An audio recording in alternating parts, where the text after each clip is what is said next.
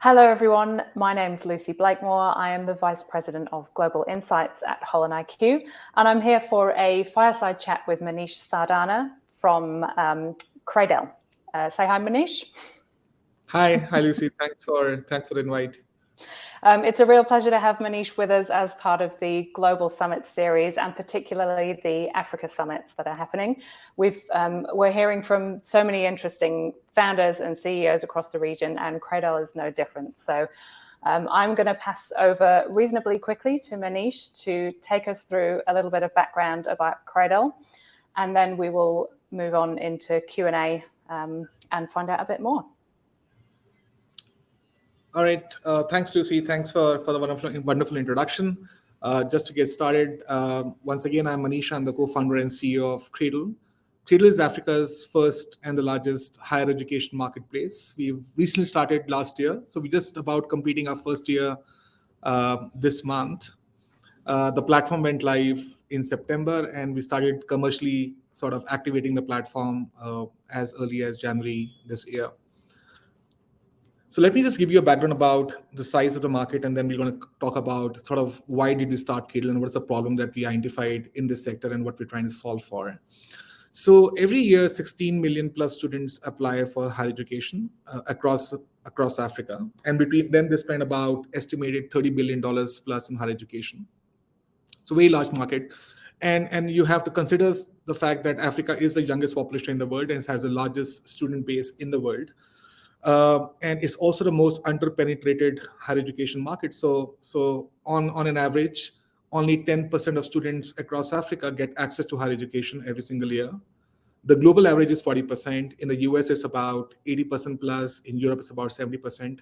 So even at a 10% market penetration, or what we call a gross enrollment rate, which is the rate at which students from schools convert into higher education, even at a 10% conversion, it's a $30 billion market with a massive upside of growth into the future. But there is something fundamentally wrong and broken in this market, and it's the way students today access higher education. And we feel that system is fundamentally broken, and we are trying to address it. And there are four things I want to highlight here. So how are students accessing higher education today in Africa? A lot of decision making happens, from parents, with teachers and school counselors. The challenge is that most of those advice given from parents and school counselors is fairly biased and misinformed.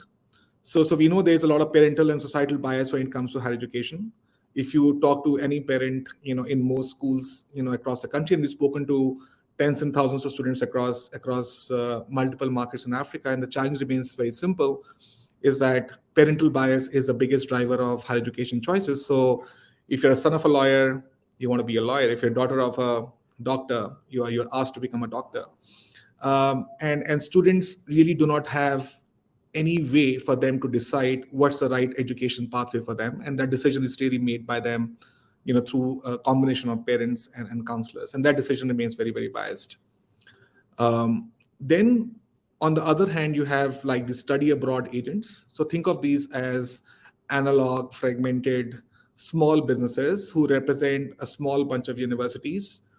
And the challenge there is that they kind of thrust those universities on students which they represent. So they are essentially called student recruitment agencies. Their job is to represent universities and get them students. So what we've seen in this sort of segment is that there's not enough care in terms of putting the student first and trying to figure out what's best for them. They will try and push universities to students where they are making the most amount of money and the university that they represent. So that model itself is broken.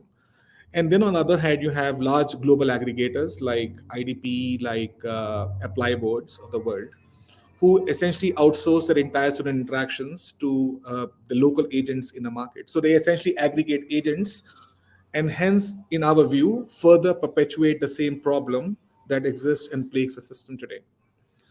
And then a large number of students, on the continent, access higher education via government bodies. So there are government placement bodies in every market. So when students have to go to public universities in the local markets, they apply via these local education bodies. The challenge is that the students are placed in these universities purely basis grades and availability of seats. So it doesn't matter what's the best fit course for you and what's the right aptitude and what's your passion and interest area. You will get placed into a university course depending on availability and your grades. So as a result of all of this, we've seen 40% of students every single year drop out of the first year of university because most students find themselves into courses where they have no idea what they're doing, or they've been placed into a medicine course just because their mother wanted them to be a doctor. And then they find themselves completely lost there. And also 80% of students eventually end up in career paths which have nothing to do with what they've studied. So if you look at an aggregated level, about $24 billion of higher education money is being spent every single year into courses which will have eventually no career outcomes. And a large amount of that money will be spent on education where the students will drop out in the first year of university itself. And that's an enormous problem that we feel needs to be solved. And it is unfortunate that nothing much has happened in the space so far in terms of people solving that problem. So going to now, how do we solve this problem? So there are three components of this problem that we've identified that we're trying to solve for. One is search. How do you figure out amongst thousands of universities across the world, which is the best university for me? And if you were to, let's say, for example, pursue a course in computer science, how do you know which is the best computer science course that fits my budget, that fits my requirement, that has great career opportunities after you finish the course, and that has the right amount of scholarships available for me? So there is no search engine today available to the market here in Africa where they can search for, I want to study computer science, which is the best course for me across the universities across the world. So we are trying to solve this problem by digitizing and aggregating a large number of universities across the globe and across Africa, where students have one single place to go to, one single source of truth, where they can look for multiple universities, look for reviews from alumni of those universities, see how good those universities are, look at the scholarships available for them, look at the budgets, and then make a more well-informed decision. So think of this system working like booking.com for higher education. It just optimizes the entire process and makes the results and outcomes a lot more efficient and consumer friendly. So that's the first piece we're trying to build. We are trying to build the largest aggregation of universities ever assembled on the continent, both universities and vocational colleges from Africa and across the world.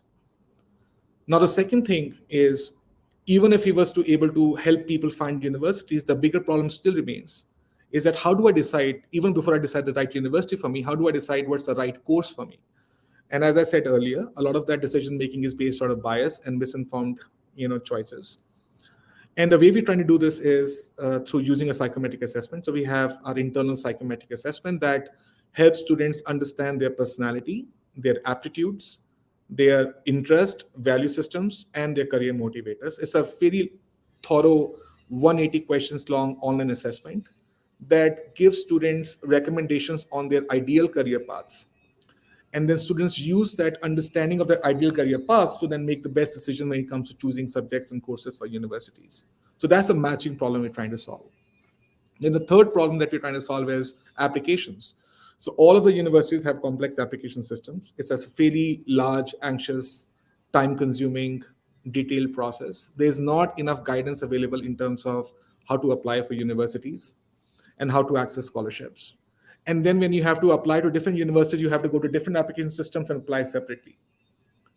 Now, to compounding that problem is the fact that most universities across Africa don't have application systems. Most of them still use paper forms. Most of them still use Google Forms and very clunky application systems. So we are trying to create Africa's single, united application system, a centralized application system. Imagine a single application system where you apply one place and it helps you apply to multiple universities through a single application system. In UK, you must have heard of UCAS, which is a central applicant system in UK. Then you have Common App. So we are trying to aggregate UCAS, Common App, universities in Canada and Australia, and local universities in Africa into a single composite application system. So that's the third piece we're building. So we're trying to solve the search problem, we're trying to find the matching problem, and trying to find the application problem. So I talked about this earlier on how we are trying to solve this problem. So let me not go more details on this. When we launched Cradle, it has been a B2C platform. So it's a platform which is online. Students come to our platform online through online marketing campaigns, through search engine optimization, through referrals. So students come online to our platform, they look for courses and they apply for courses, which is fine. But one of the things we realized was that our engagement with students is starting at the last point of decision making when they're just about to apply for university. And there's just not enough time for them to do the right amount of research, analyze where they stand in terms of their own aptitudes and personality and passions, and make the best decision when it comes to applying to courses. So recently this year, in the month of March, we decided to go to schools, because schools is where the students start the process of applying to higher education. And one of the things we realized when we went to schools is that 80% of students in the high schools, just even few weeks before they're applying for universities, had no idea what course they wanted to go for. 80% students. And we're talking about top international schools to top national schools. The brightest students in this country do not know what course they want to apply to. And most of them are going to make decisions basis what their parents are telling them or what school counselors are telling them, or they have a role model in their family who's done extremely well as a lawyer, so now they want to become a lawyer just like him. So when we went to schools, we said we need to sort of change that entire process. So we decided to build a platform called Cradle Premium, which is very much focused on schools. What that platform does is that, once you log in and subscribe to the platform, the first step for you to get recommendations in terms of the right courses for you to pursue is for you to take the psychometric assessment, as I talked about it earlier. Once you do the assessment, on the left-hand side, you guys can see that it gives you recommendations of your ideal career paths. And then we have this massive career resource library where students can now explore those careers. Now, imagine that you're a 17-year-old student or a 16-year-old student in school. You don't probably really understand what is it to be a management consultant or to be a lawyer. It sounds fancy, you think you know it, or to be a career as a psychologist. So we have these detailed career resources where students get to explore in detail what does it mean to be a lawyer, what does the day in the life of a lawyer look like, what are the kind of salaries can they expect when they graduate from that course, what are the kind of opportunities open up to them in terms of different work fields, what are the top organizations hiring in those fields. So we have built this massive career library where students get to explore those career options.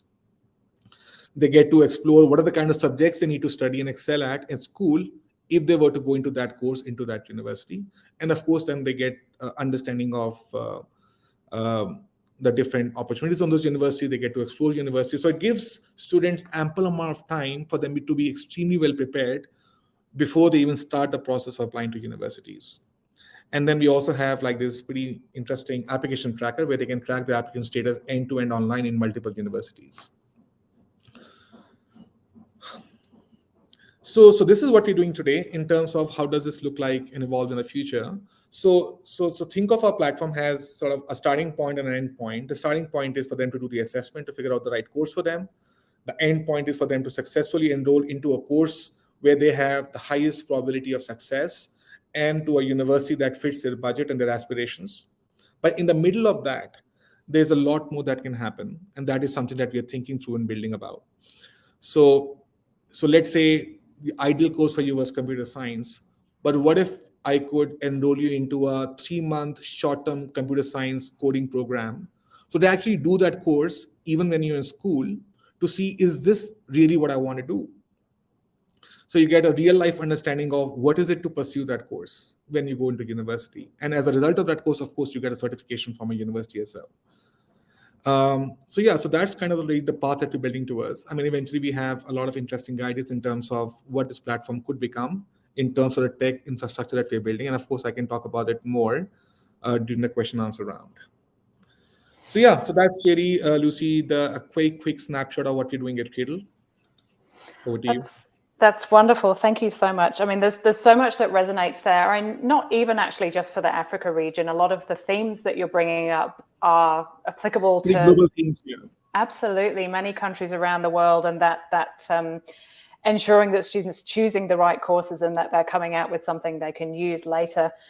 What is it that's, as far as you're concerned, what's happening in Africa that means that now is the right time for a product and a service like this?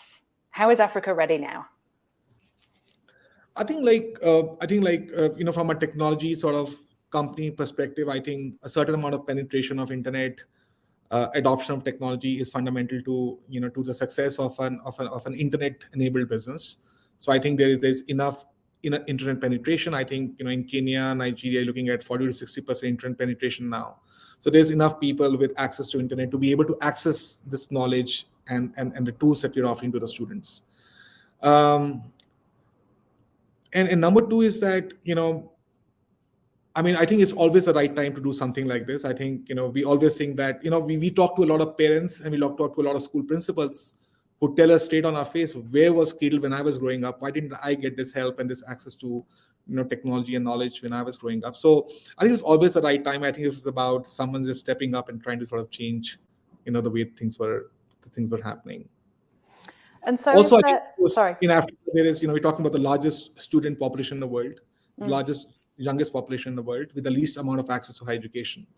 And it's very, very interesting and unfortunate that no one has sort of stepped up to solve this problem so far. So. Yeah, and there's certainly, a lot of stats about people identifying Africa along with Asia, which of course has been in focus for a long time, but an increasing spotlight on Africa as a real opportunity. I'm also interested in, the schools that you've worked with so far. Is there a mindset or something about those schools that has made them kind of early adopters of this technology and partnership with you? Okay, so there are two kinds of schools that we address. You talk about public national schools, which are very high in number. So, for example, in Kenya itself, you have 10,000 secondary schools in Kenya. In Nigeria, we have 40,000 schools. So there's a massive, massive opportunity here. In public schools, we've seen, in fact, contrary to what we thought, is a lot easier to work with them. So essentially, principal is the decision maker. So what we do is we go and meet the principal, we demonstrate the platform to them. They allow us to do a career talk with the students where we demonstrate the platform to thousands of students at one go. And then if the students are okay, the principal is okay, we are allowed to deploy the platform into the school. There is not a single school that I can think of today where we've shown the platform and they said that this is not something that our school needs today. So our conversion cycle is very fast, and also our conversion rates are very, very high into schools. In private international schools, there's a challenge. The challenge is that there's layers and layers of sort of management. So you have a school counselor, you have a school principal. The school principal, even though he's running the school, is not empowered enough to make decisions on their own. So there is a management board, there are sometimes there's trust and committees running the system. So it has to go through like these layers and layers of chains. And also sometimes you see in private schools, there are individual counselors who have private arrangements with agents on the side where they have financial incentives, and sometimes they become like a roadblock for you to enter into the school. But yeah, we've seen it far easier to work with public school systems than we with international private schools, which is contrary to my previous experience of working with corporates. Yeah, no, so interesting. And you mentioned a couple of countries there. You mentioned Kenya and you mentioned Nigeria. And I think you started in Kenya and then pretty quickly moved into Nigeria. Tell me a little bit about the where you're starting and then where you hope to end up in the short to medium term.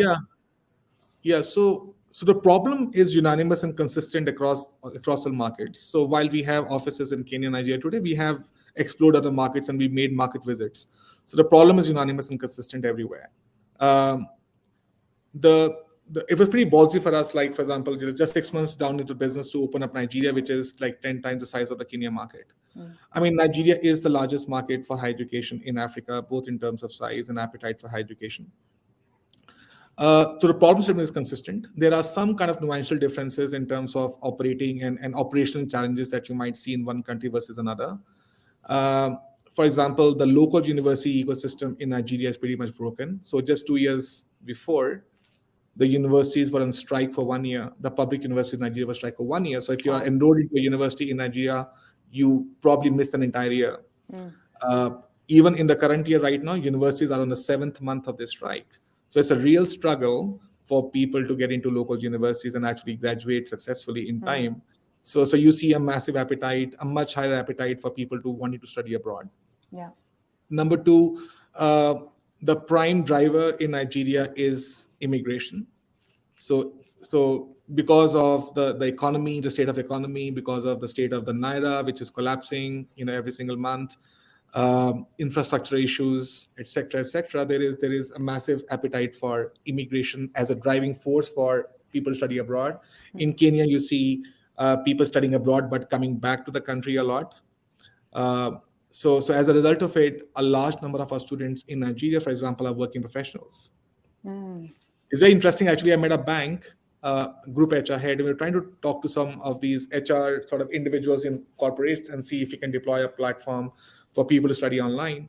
And this guy said something very interesting, and he said that we are not competing for our employees with other banks. We are competing for our employees' retention with Canada or with UK, because 80% of the employees are leaving the country to work abroad. Yeah. So there is a much bigger working professionals opportunity in Nigeria versus Kenya, as an example. Yeah. So you have some of these differences. Of course, visa processes are like slightly more complex in Nigeria. Students have to pay fees, or deposits to apply to universities abroad. But now the payments infrastructure for people to remit money out of Nigeria is extremely complicated as well. It's not so complicated in Kenya, for example. So there are some operational challenges and differences between the two markets. But fundamentally, the core problem of search and match and application is consistent everywhere. And what about beyond Kenya and Nigeria? Do you have certain countries that are targeted for next? No, absolutely. So if you're going to Uganda, so the way we're looking to sort of build this business is we're going to have sort of 4 regional hubs. So we're going to have an East Africa hub, which is based out of Nairobi. Even though we will still have small offices in all the neighboring countries like Uganda, Rwanda itself, the sort of top management will be sort of led out of Kenya. And then we want Nigeria to be a regional head for West Africa, and then one in South Africa for Southern Africa, and then one in Egypt for North Africa. So that's our plan in terms of expansion. So it's going to be like a hub and spoke model. So we'll have operational offices in most of these countries, because this is the kind of business where you need a lot of physical interaction and face time with our students, because students are going to be trusting you with making a decision which is going to cost them between $50,000 to $100,000. So having sort of physical interaction becomes paramount for success. Yeah, it's interesting. So yes, there's scale, but within that scale, there's people and relationships and the importance of local context. I think that's what we see in sort of like, so I've run startups in India as well. I think it's always going to be a combination of online and offline, like hybrid models. So you have to use online for what it brings value for, which is process optimization, aggregation, digitization of processes. But there is this sort of physical human touch that people still desire. So even if you were to build an end-to-end online engine where you can come search and apply online without any human intervention, we don't see that happening. Even in more evolved markets in Asia, for example, I've seen the same thing. There is a strong amount of human touch which is required, for people to build trust. With the business. And there's of course lots of different stakeholders in here, and I was interested in that move to be physically present in schools and to be learning from how students are responding to the platform. I wonder, are there any other kind of insights from being on the ground and being in those spaces that you picked up through those processes in how students are responding to this? Yeah, I mean, I haven't seen, and I built a lot of products in the past as well. I mean, I haven't seen a better product market fit than I've seen for Cradle in schools. I mean, there's unanimous love for the platform, and students send us videos and write to us saying how much anxious they were. I mean, we have kids who come to us crying, like this girl I just met recently, and she came to me and she said, her mom wants her to become a doctor, and she's really struggling because she's feeling a lot of pressure from her mom. And she started crying, and she said, my grades are not very good in biology and chemistry, and I don't want to pursue this. And what I really want to do is to become a designer. My parents don't think design is a career, they think design is a hobby. And she did the assessment, and art and design was one of her top recommendations. And then she took the assessment to her parent, and she had a call with us, with her parents. And her parents are now a lot more confident about, her pursuing a course in art and design. And we have hundreds and hundreds of cases every single day where students start with this point of anxiety, unsurety, complete lack of sort of confidence and focus in terms of what they need to do. And using our platform, they become so much more informed and so much more confident. And the parents call us and thank us, and the teachers call us and thank us. So it's one of the most fulfilling things I've done in my life. I think the kind of confidence and assurances you're giving to students. Because imagine someone from Kenya in a remote town lands in UK in a course in architecture where they're not fit for that course. They have not understood the cultural nuances of being in another market. And then you see a lot of students even within studying in Africa, within their own countries, getting into drug abuse, alcohol abuse, anxieties, depressions, because they've been forced into making choices. For the next 3 to 4 years they have to be in a very grilling course doing something that they have no heart for. I mean, actually myself as the case, I dropped out of an economics course in my master's in my first year itself. Yeah. I just didn't feel I belonged there. Yeah. So it's interesting that the technology almost becomes the neutral middle negotiator. Yeah, Not absolutely. only showing the way, but between students and parents and all the Yeah. people around that decision. I think like what we've seen is that the parents always have the best interest of the kids in their mind, but their worldview is limited by their own upbringing and their own experiences. So if I've grown in technology field, I want my daughter to become a software engineer because I think that's where the future belongs to. Yeah. And that's what I did. I actually put my own 7-year-old daughter into a coding course when she was 7. And 1 year down the line, I checked in with her and said, "How's it going?" And she said, "I'm doing this because you asked me to do it." She's a pretty smart girl. I said, "What do you want to do?" And she opened up a drawer and she took out all these dolls and she's designing clothes for the dolls. I want to become a fashion designer. And it's very hard for me to take because I thought I know what's best for my daughter is this, but what's best for her is what she really is passionate about. Yeah. So I think like just helping parents transition through that mindset, saying that I grew up as a lawyer, a doctor, or a software engineer, so that's what is best for my child. I think that's for us is a big accomplishment. Yeah, that's an interesting segue actually to business model. So you've described, I guess, almost a few different business models. There's working with schools. There's a very direct to consumer aspect to this. Where have you been with business model, and where are you moving to next? How are you evolving?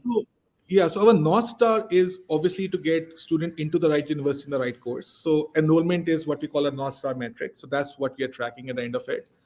And our business model is very much on successful enrollments. So we have a success-based fee from universities. So universities pay us a certain amount of commission, which is typically a certain percentage of the first year tuition fees. That's how we make money. So we don't charge students anything for that. So that's always been our only sort of business model, is to make money through enrollments. But the Cradle Premium platform at schools became an essential component of that process of deciding the right course for you. So we charge a very small fee of about $20 to $30 per student for them to do the assessment. So we make some money there, but that's not our core revenue stream. Our core revenue stream is enrollments. But yes, at scale, we're looking at 800,000 students in high school in Kenya, for example, itself, graduating out of high schools every single year. I mean, that's a very, at scale and volumes, even at small value, becomes a very interesting revenue proposition. So think of us, we have just two revenue models. One is the money on the assessment, which is a Cradle Premium license, and the money that we make on enrollments. Yeah, that makes sense. The other thing I wanted to come back to is this kind of mix of local versus global, and obviously the international education market's been a big focus for Africa. But what's the balance in what you're showing to students and the choices they're making between African universities and other places around the world? Yeah, so very interesting. When I started Cradle, I mean, my focus was to aggregate African universities on a single platform, because I was also thinking, for people who worked under me and my students I've interacted with in the past, how do they make the most efficient decisions? Because there's no platform to aggregate and compare African universities. So we started with African universities in the problem. And in fact, international universities happened much later in the stage. The challenge that we've seen with African universities is that they are very reluctant to come onto a platform that allows them to be compared with other universities. Okay. Number one. Number two, their back-end operational processes are very clunky and very slow. So sometimes it might take you 6 months after you apply to a university to get an offer letter.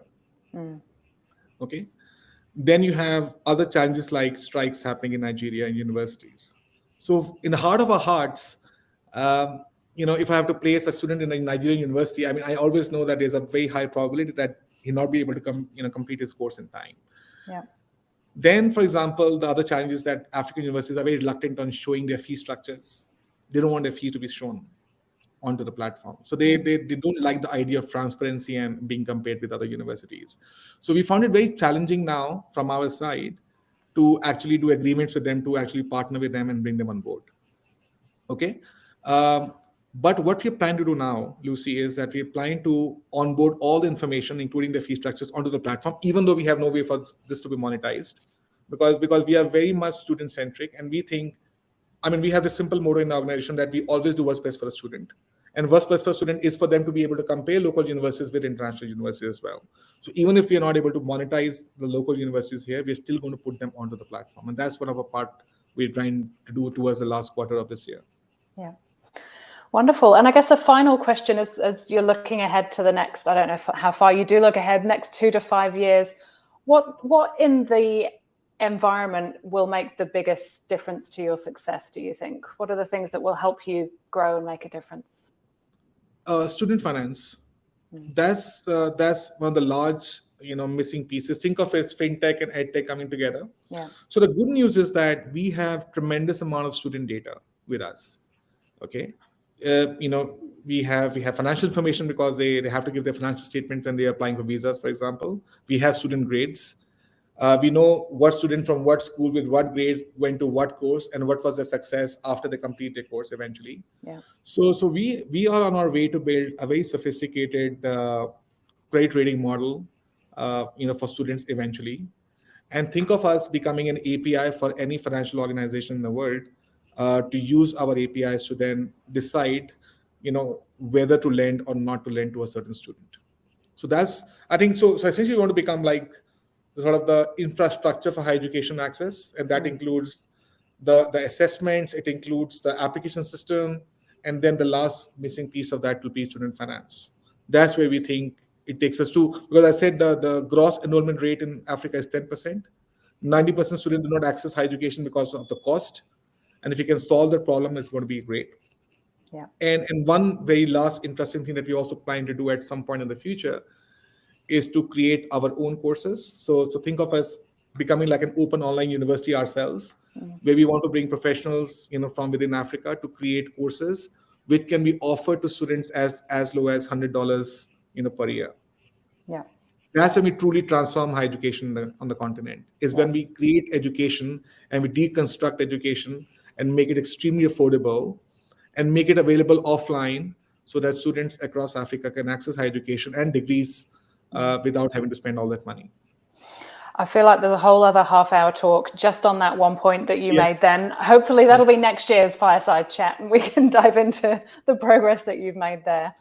Yeah. Thank you so much, Manish. It's been a real pleasure hearing you talk about Cradle and what's happening in the region and how you're working. It's a really fascinating area, I think, not just for Africa, but for everyone around the world. So appreciate your time. Thank you so much.